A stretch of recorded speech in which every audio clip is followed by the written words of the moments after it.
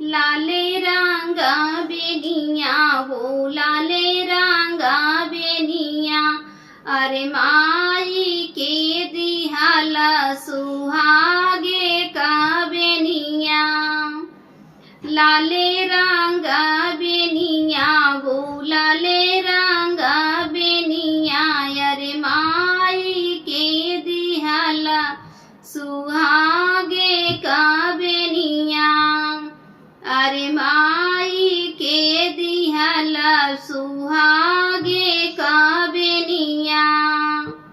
अरे आई रही मोरी जाता छोटा की नाना दिया, अरे आई रही मोरी जाता छोटा की नाना दिया। चुराई ली बेनिया छिपाई ली बेनिया, अरे चुराई ली बेनिया छिपाई ली बेनिया। अरे अगिया लगाऊ तो हरे लाले रंगा बेनिया वो लाले रंगा बेनिया। अरे अगिया लगाऊ तो हरे लाले रंगा बेनिया वो लाले रंगा बेनिया।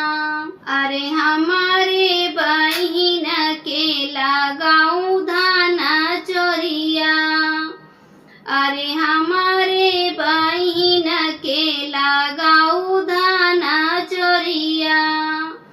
अरे जहाँ 10 भैंस जिया वहीं रे मिली है रानिया, अरे जहाँ 10 भैंस जिया वहीं रे मिली है रानिया।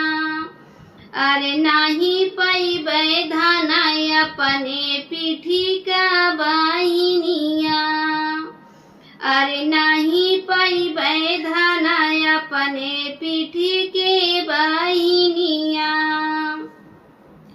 जहाँ खोलबै अचारा वहीं रे मिली है छैला, नहीं पैबै माई के हाथे का बेनिया।